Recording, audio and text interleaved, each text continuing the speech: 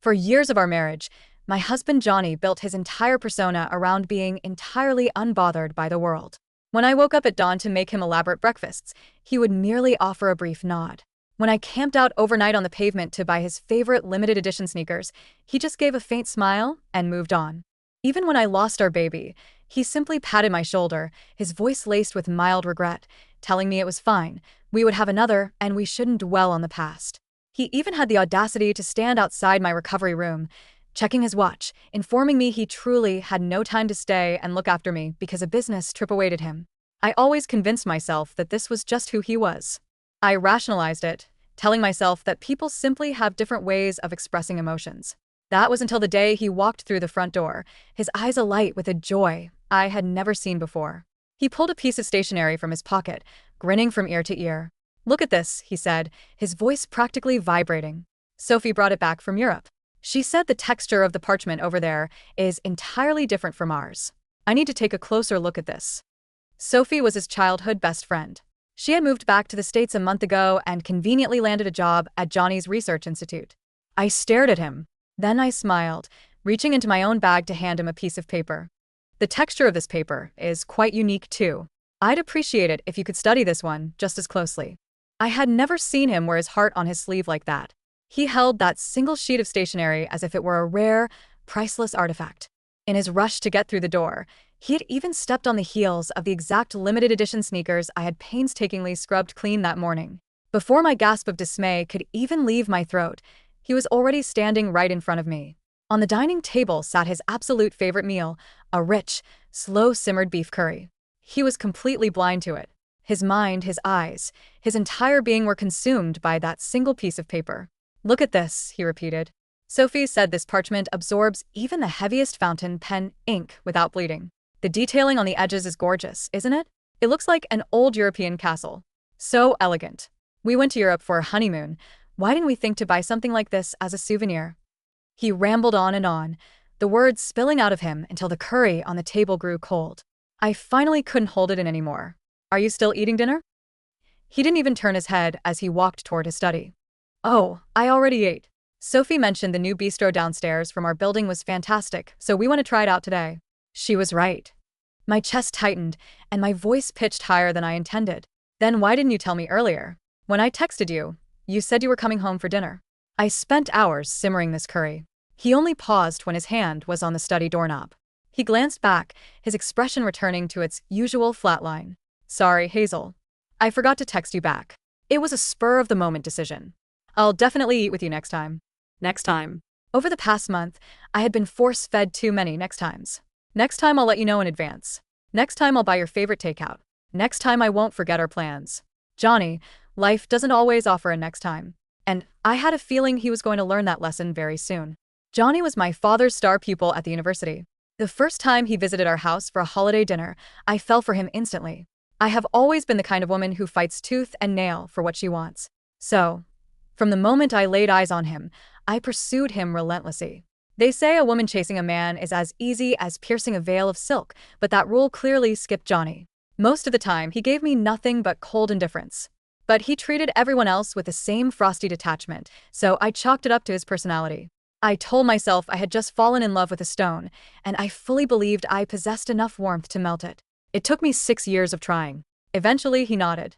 He agreed to be mine. A year into dating, we tied the knot. My father was absolutely thrilled. He adored Johnny, and because of that, he pulled countless strings to pave the way for Johnny's academic career. Sometimes it felt like my father and my husband had more to talk about than Johnny and I did. Our marriage was respectful, quiet, and mostly harmonious. But the coldness radiating from him was far deeper than I ever anticipated. I changed up the breakfast menu every single day, yet not once did a word of praise cross his lips. When I heard about the release of those sneakers he obsessed over, I flew to Paris, abandoning my own shopping plans to sit on the pavement all night. When I handed him the box, he just offered a polite smile. Not a single word of genuine gratitude. When I unexpectedly lost our baby, he stood by the hospital bed and told me the timing was wrong anyway. I went through the trauma alone, bleeding and terrified, while he simply called once to ask if the procedure was done. If this was simply who he was, I thought I could swallow the bitter pill. Love is supposed to be tolerant. It celebrates the virtues and forgives the flaws.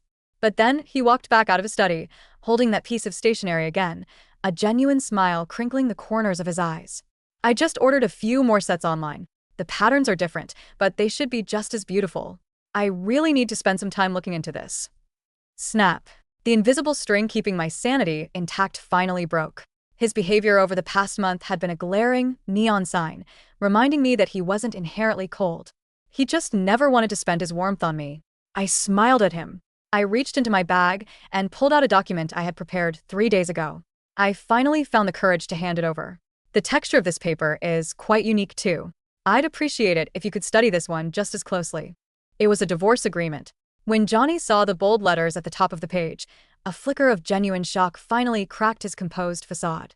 Thank God, he didn't look completely dead inside, otherwise I really would have felt like the punchline of a terrible joke. He furrowed his brows, looking genuinely bewildered. Why bring up divorce out of nowhere? If there's something I'm doing wrong, you can just tell me. I didn't think we had any real issues. I looked him dead in the eye. Sophie came back a month ago, didn't she? His frown deepened, confusion shifting into mild annoyance. Are you throwing a tantrum over Sophie? I told you about that later, didn't I? I was busy sorting out her employment, so I forgot to mention it to you. Is it really that big of a deal? I genuinely didn't want to come across as an aggressive, bitter woman. But he clearly mistook my years of patience for a lack of a spine. Did you forget to tell me? Or did you actively hide it from me? Because that position she just got was supposed to be mine, wasn't it? I took a step closer, my voice dangerously soft. You know damn well that if it were a fair fight, her resume belongs in the trash compared to mine. On academic merits alone, I would crush her.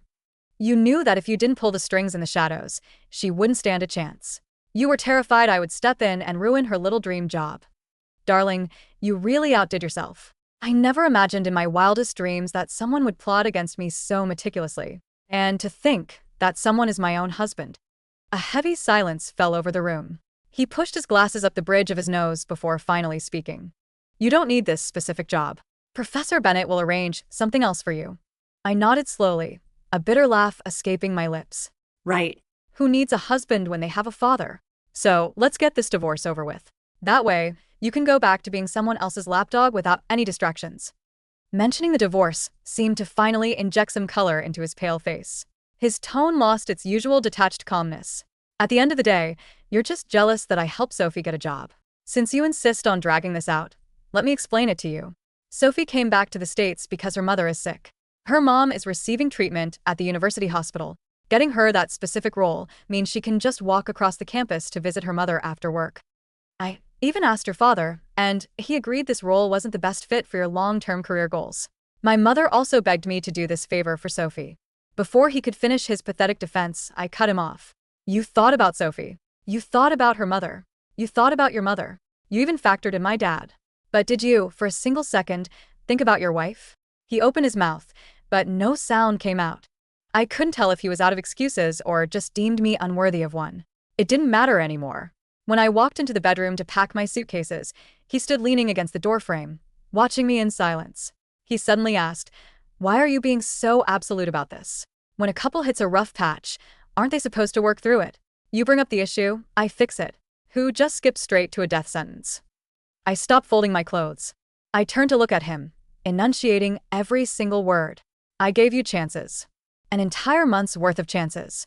If, even once, your priority had been me, maybe I wouldn't be packing right now. But every single time you told me next time, right up until 10 minutes ago, when you missed what was supposed to be our breakup dinner.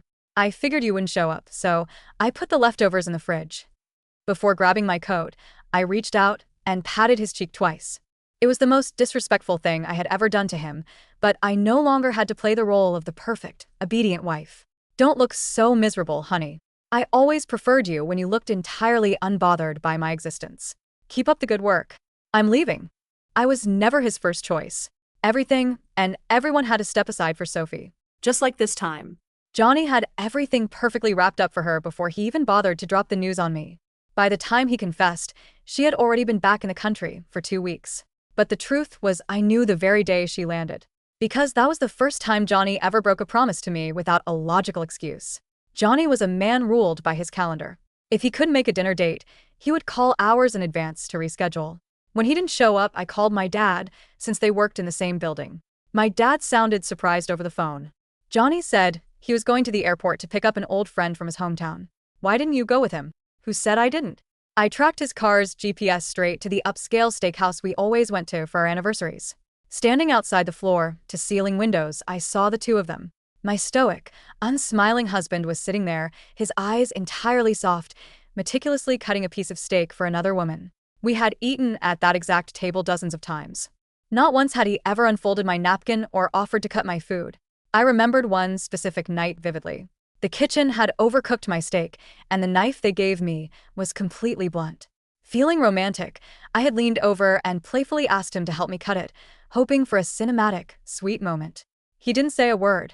He just slid his sharper knife across the table toward me. I had laughed it off, assuming he was just blind to romance. But he wasn't blind. He knew exactly how to be romantic. From that day until now, for a full month, I turned into a stalker, haunting the edges of their lives, desperately trying to force my presence onto Johnny. I was looking for proof that I was loved. Instead, all I found was the humiliating, undeniable evidence that I wasn't. After serving the papers, I moved out of our house immediately. Then Johnny started acting completely out of character. He began texting me morning and night. Whenever he had a free moment, he would send me updates about his day at the lab. He even actively started networking to find me a new job. When I shut him down for the 5th time, his voice on the phone dripped with exhaustion. Hazel, I am really trying to fix this. Even a man on death row gets a chance to appeal, doesn't he? I replied without missing a beat. Too bad you're not on death row. The comparison doesn't work. I thought a response that icy would finally force him to back off. Clearly, I underestimated his persistence. This time, he booked a dinner with a senior faculty member who had deep ties to my father. My usual excuses for declining wouldn't work without offending the older professor. So, I had to show up. You finally decided to give me a chance. Johnny smiled at me across the private dining room. I just looked at him. He was wearing his usual crisp suit, his hair perfectly styled. But beneath the polish, there was a deep, bone-weary exhaustion. The dark circles under his eyes told me his life hadn't been easy lately. Let's talk after dinner, he said softly. Cards on the table.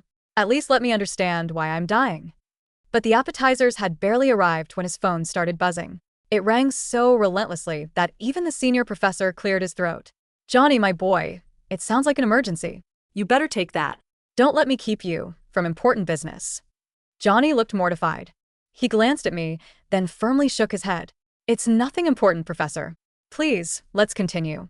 To prove his point, he reached into his pocket and powered the phone off completely. I raised an eyebrow, genuinely surprised. Because in the second before he turned the screen away, I had seen the caller ID. It was Sophie. I knew better than anyone just how deep his bias for her ran. Hanging up on her was probably a first in his entire lifetime. Just as I was starting to wonder if I had misjudged him, if he was actually capable of change. The dining room doors swung open. Sophie stood there, her eyes red, tears spilling silently down her cheeks. She didn't say a word. She just looked at him, turned on her heel, and ran. Johnny's carefully constructed calm shattered instantly. He didn't even pause to offer an apology to the senior professor. He bolted out of the chair and chased after her, leaving me and the old man staring at each other in stunned silence. What on earth was that? The professor stammered, clearly bewildered by the soap opera playing out in front of him. I shook my head. I should have known better. Johnny was exactly the man he had always been. Sophie was his absolute baseline, his one non-negotiable. Thank God I hadn't fallen for his little redemption act. I would never be foolish enough to believe him again. I picked up my glass of red wine and drained it in one smooth motion, swallowing down the last bitter traces of my past with Johnny. Because starting tomorrow, my life belonged entirely to me. The silence that settled over the private dining room after the door slammed shut was thick, almost physical. Professor Sterling, a man who had spent 40 years navigating the delicate politics of Ivy League faculty lounges, looked down at his half-eaten appetizer, then at me. His fork hovered in the air like a question mark. Hazel, my dear, he said, his voice cautious, carrying the practiced diplomacy of a senior dean. Is there something I should know? I didn't let my hand shake as I set my wine glass down. The crystal made a soft, clean clink against the mahogany table. I looked at the empty doorway where Johnny had vanished, chasing a trail of tears and perfume, and felt a strange, light sensation in my chest. It was the feeling of a heavy coat being lifted off my shoulders on a bitter winter day. Only that Johnny has his priorities, Professor, I said, my voice steady, devoid of the tremor of a wronged wife. And unfortunately, they do not include this dinner, his career, or me. Professor Sterling's eyebrows rose. He was a close colleague of my father, Professor Vance. He knew Johnny's ambition. He knew how hard my father had worked to position Johnny as the next chair of the department. To see Johnny fling that leverage away for a crying childhood friend was a spectacle the old man clearly hadn't anticipated. I must apologize on his behalf, I continued, offering a polite, regretful smile. But please, let's not let the evening go to waste. I read your latest draft on the cognitive linguistics of early childhood development. I had a few thoughts on your statistical methodology regarding the control group. For the next hour, I didn't mention Johnny once. I didn't mention Sophie. I Spoke of variance, of standard deviations, of sample sizes and academic integrity. I spoke with the authority of a woman who had spent years hiding her own intellect behind her husband's rising star. By the time the dessert plates were cleared, Professor Sterling was looking at me not as Vance's daughter or Johnny's accommodating wife, but as a peer. You have a remarkably sharp mind, Hazel, Sterling said, wiping his mouth with a linen napkin. It's a shame you withdrew your application for the associate research chair. The committee was quite impressed with your proposal. I was told the position was already filled, I replied softly. Sterling frowned, his eyes narrowing slightly behind his wire-rimmed glasses. Filled? No, the selection process isn't finalized until next week. Though, admittedly, there has been some heavy lobbying from certain quarters for a different candidate. Sophie. Johnny had told me the job was already hers, that the decision was final, and that I should step aside to avoid embarrassing myself. It had all been a lie, to protect her from competing with me. I see, I said, a cold, clear anger settling into my bones. Not the hot, desperate anger that makes you scream, but the quiet, calculating kind that makes you plan. In that case, Professor, I would like to formally resubmit my portfolio directly to your desk this time. Sterling's smile was genuine. I would be honored to personally review it, Hazel. When I left the restaurant, the night air was cool. I didn't call a cab. Immediately, I walked down the street, my heels clicking against the wet pavement, feeling the breeze on my face. My phone buzzed in my coat pocket. It was a text from Johnny. Sophie's mother had a sudden panic attack at the hospital. Sophie was hyperventilating. I had to take her to the ER. I'm sorry about the dinner. Let me explain when I get home. I didn't reply. I blocked his number, hailed a taxi, and went straight to my new apartment, a small, sunlit loft downtown that I had rented using my own savings. The next morning, the divorce papers were delivered to Johnny's office at the University Research Institute.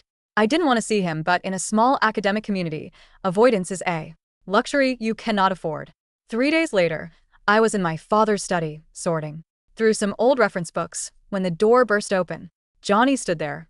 His tie was slightly askew, his hair uncharacteristically messy. He looked like a man who hadn't slept in 72 hours. He held the blue folder containing the divorce agreement in his hand, his knuckles white. Hazel, he breathed, his voice tight. We need to talk. Now. My father, who had been sitting at his desk reading a manuscript, looked up. His expression was like ice. Johnny. You do not storm into my house and raise your voice in my daughter. Johnny flinched. He respected my father, or rather, he feared my father's power over his career. He took a deep breath, trying to force his signature composure back onto his face. He pushed his glasses up his nose, but his hands were trembling. Professor Vance, Johnny said, his voice tight with forced deference. This is a private matter between Hazel and me. She sent me divorce papers over a misunderstanding. A misunderstanding? My father repeated, standing up slowly. He was a tall man, and the weight of his academic authority was immense. You abandoned my daughter at a professional dinner with the head of the tenure committee to chase after another woman. You lied to my daughter about a research position to hand it to a candidate who doesn't possess half her credentials. And you call this a misunderstanding? Johnny's face drained of color. He looked at me, his eyes wide with a mixture of panic and betrayal. Hazel, you told your father? I didn't have to tell him much, Johnny, I said, not looking up from the bookshelf. The academic circle is small. Professor Sterling was quite vocal about your abrupt departure the other night. He called my father the next morning to ask if you were experiencing a mental breakdown. Johnny took a step toward me, ignoring my father's warning glare. Sophie was having a crisis, Hazel. Her mother is dying of stage 4 pancreatic cancer. She Has no one else in this city. I am her only support system. How can you be so heartless? You're punishing me for having basic human empathy. I finally turned to look at him.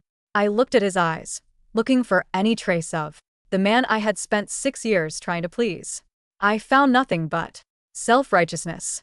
When I was lying in the hospital bed, bleeding from a miscarriage, where was your basic human empathy, Johnny? I asked. My voice was incredibly quiet, but it cut through the room like a scalpel. Johnny choked on his next breath. He opened his mouth, then closed it. You told me not to dwell on the past, I continued, stepping closer to him. You told me you had a business trip you couldn't miss. You left me with a nurse. I didn't know, in a room that smelled like bleach, while you flew to Chicago to deliver a 20-minute presentation. Did you think about my support system? Then, that was different, he stammered, his eyes darting away. That was a career-defining conference. And I didn't think it was that serious. The doctor said you were physically stable. And Sophie's panic attack was a life-or-death emergency? I asked, a bitter smile touching my lips. Johnny, you didn't leave because you lack empathy. You have plenty of it. You just reserve all of it for her. And I am done begging for the crumbs. Hazel, please, he pleaded, his voice cracking. He reached out to grab my wrist, but my father stepped between us, his face dark with fury. Get out of my house, Johnny, my father said. And don't bother coming to the faculty meeting on Friday. The board has decided to reopen the search for the associate research chair. We will be conducting a thorough review of all applications, including your friends.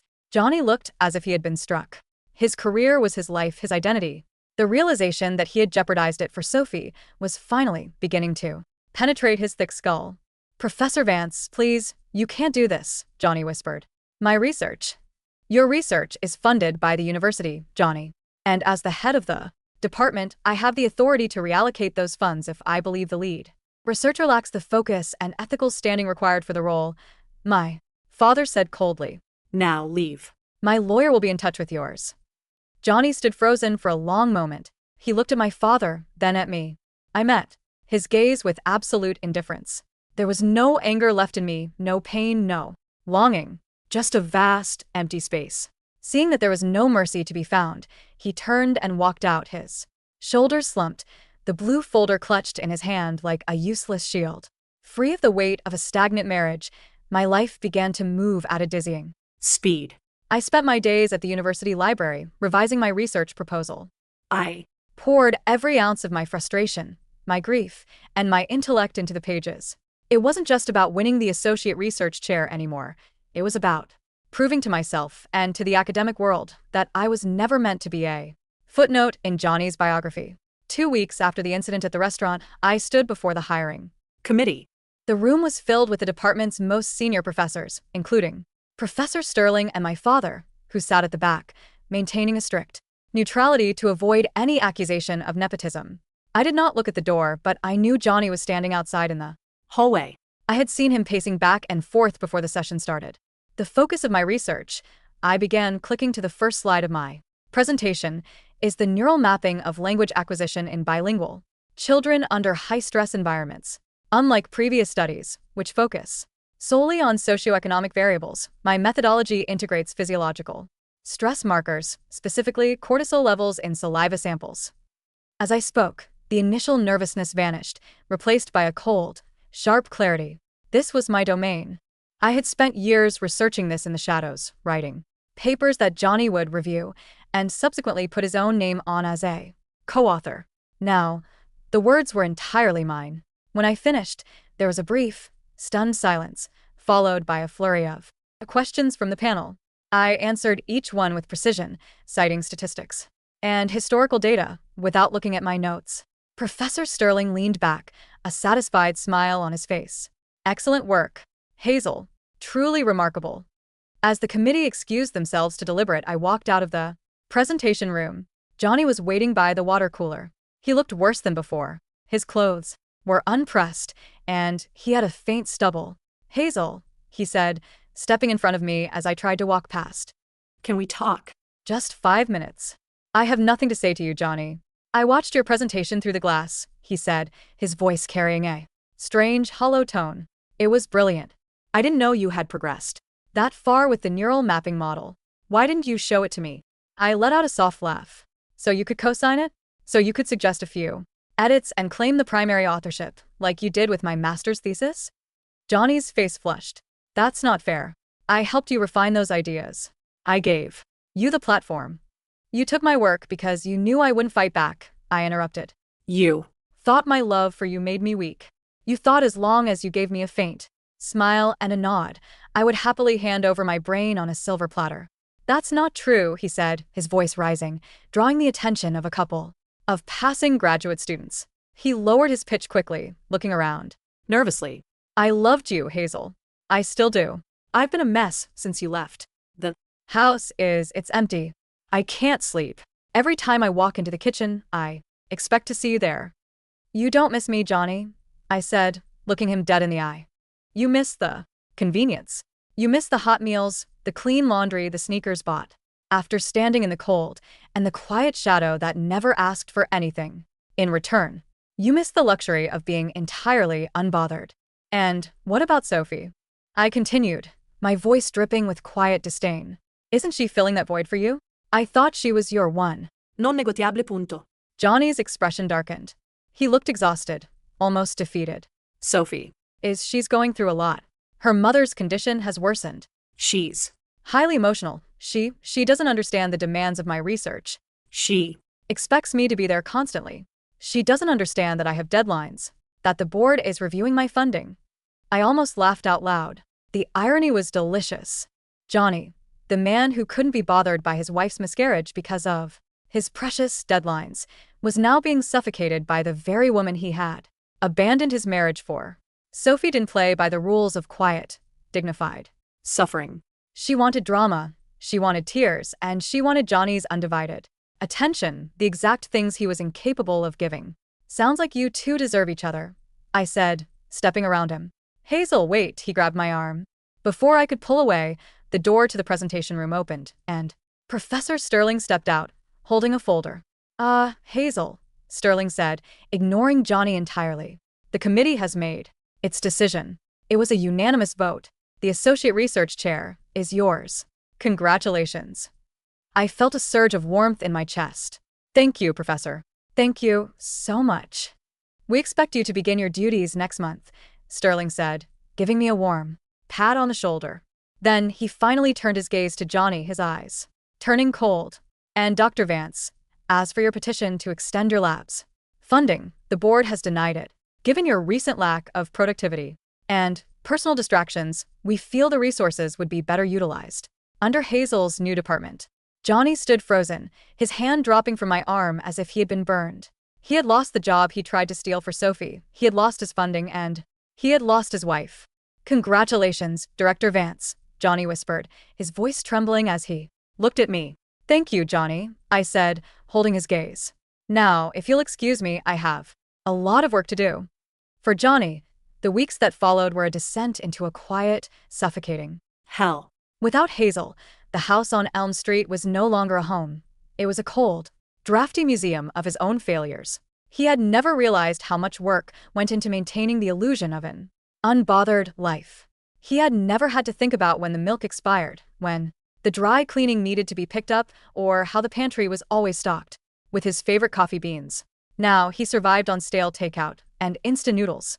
The kitchen sink was constantly piled high with dirty dishes and the smell of old curry.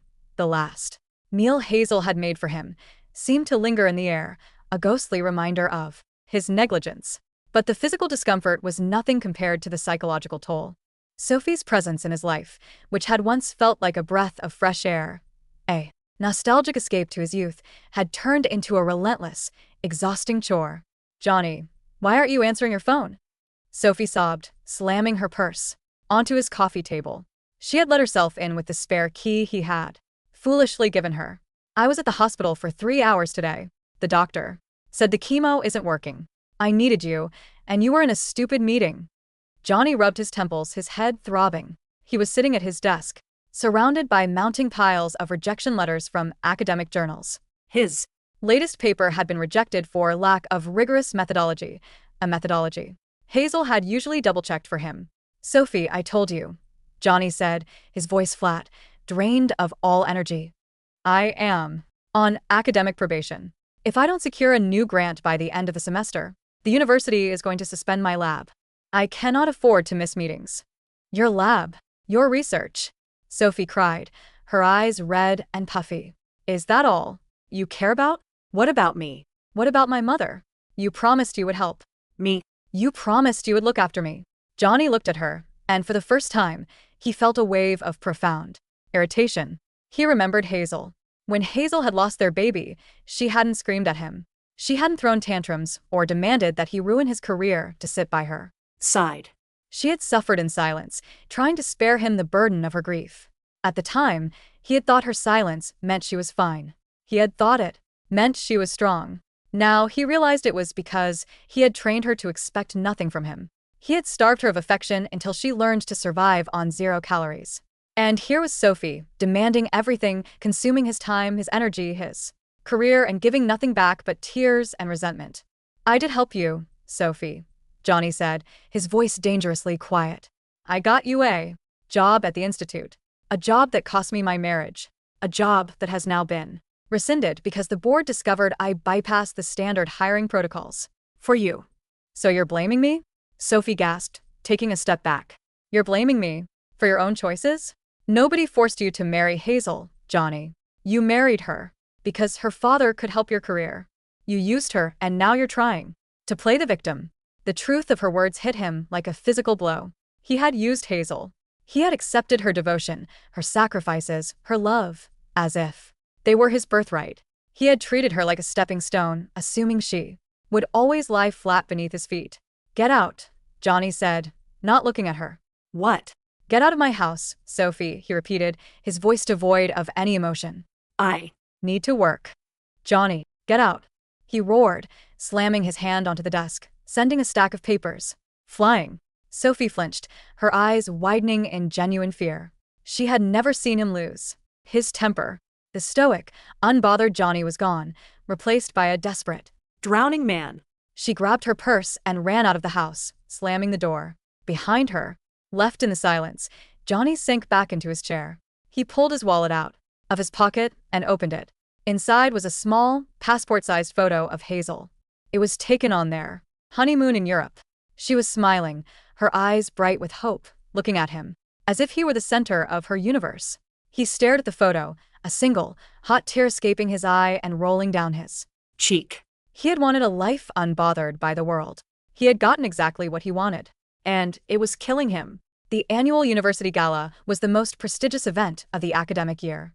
It was a night of black ties, flowing champagne, and polite, razor-sharp networking.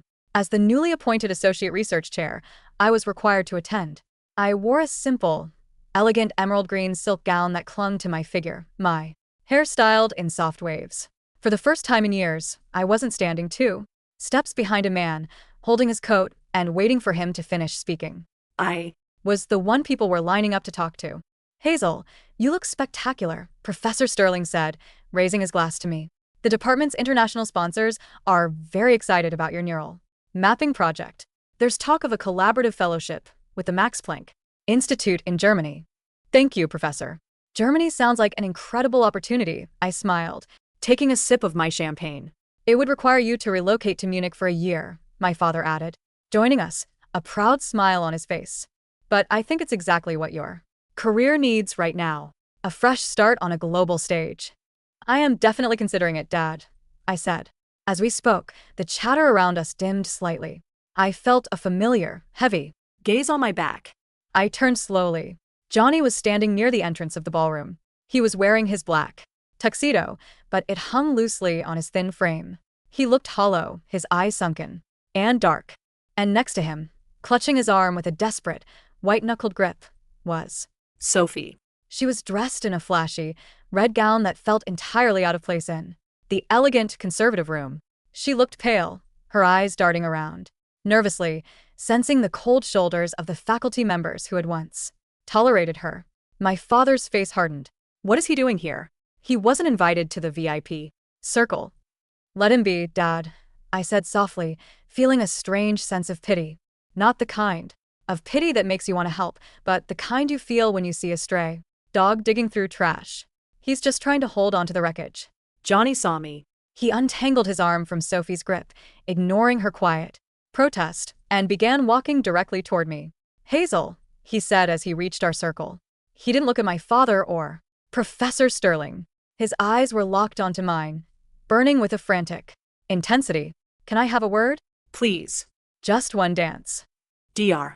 Vance, my father said, stepping forward, but I placed a hand on his arm too. Stop him. It's all right, Dad, I said. I looked at Johnny, then at the dance floor where couples were moving slowly to a classical waltz. One dance, Johnny, for old times sake. We stepped onto the floor. Johnny placed his hand on my waist, his palm hot and trembling. I placed my hand on his shoulder, keeping a polite, professional distance between our bodies. You look beautiful, he whispered, his voice thick with emotion. The green, it suits you. Thank you. I heard about the Max Planck Fellowship, he said, his grip on my waist tightening slightly. Are you really going to Germany? Most likely, I replied, my voice cool and even. It's a wonderful opportunity. Don't go, he pleaded, his composure finally cracking. Hazel, please don't go. I made a mistake. A horrible, catastrophic mistake. I didn't know what I had. Until you left. I was blind, I was selfish, Johnny, stop, I said, my voice steady, matching the rhythm of the waltz. You're embarrassing yourself. I don't care anymore, he whispered desperately. I don't care about my reputation. I don't care about the department. I just want my wife back. I'll do anything. I'll resign from the university. We can move away, start over. Somewhere new. I'll make it up to you. Every single day for the rest of our lives. Just please give me one more chance. I looked at him, studying the desperate lines of his face. Do you remember the night I lost the baby, Johnny? I asked softly. He flinched, his eyes filling with tears. I am so sorry, Hazel. I was a coward. I didn't know how to handle the grief, so I ran away. I thought if I stayed unbothered, it wouldn't hurt. No, I said, shaking my head. You didn't run because you were hurting. You ran because you didn't care enough to hurt. You reserved your pain for Sophie and your indifference for me. You can't rewrite history just because you're lonely. Now. I've cut her out, Johnny said frantically, his voice cracking. I told Sophie to leave. I don't see her anymore. She's nothing to me, Hazel. She was just a ghost from my past. You are my present. You are my future. As if on cue, a sudden commotion broke out near the edge of the dance floor. Johnny, where are you? It was Sophie. She had followed him onto the floor, her face flushed, her eyes wild. She was shouting, ignoring the shocked whispers of the university donors and faculty. Sophie, stop. Johnny hissed, spinning around, his face turning bright red with embarrassment. Get out of here. No. I won't let you do this, she screamed, pointing a trembling finger at me. She's doing this to punish you. She's trying to ruin your life, and you're begging her for mercy? She doesn't love you, Johnny. I love you. My mother is dying, and you're chasing after a woman who threw you away. The music stopped. The entire ballroom fell into a dead, suffocating silence. Hundreds of eyes were locked onto the drama unfolding in the center of the room. Johnny stood frozen, caught between the two women. He looked at Sophie, who was sobbing hysterically, a spectacle of raw, uncontrolled emotion. Then he looked at me. I stood there, perfectly calm, my emerald gown catching the light of the chandeliers. I didn't yell. I didn't cry. I didn't even look angry. I reached out, patted Johnny's cheek twice, just as I had done the night I left him, and offered a soft, pitying smile. Keep up the good work, Johnny, I whispered. I turned on my heel and walked away. I didn't look back to see if he chased after her, or if he stood there alone in the ruins of his own making. I didn't care. 3 months later, the Munich airport was cold, but the sky was a brilliant, crystal blue. I pulled my suitcase behind me, my long wool coat wrapped tightly around my shoulders. The air smelled of fresh snow and coffee. My phone buzzed in my hand. It was an email from my father's lawyer. The divorce was finalized. The papers had been signed by Johnny without any further contest. He had relinquished his claim on our joint assets, including the Elm Street house, which I had already instructed an agent to sell. I deleted the email and slid the phone back into my pocket. I walked out of the terminal and found a taxi waiting.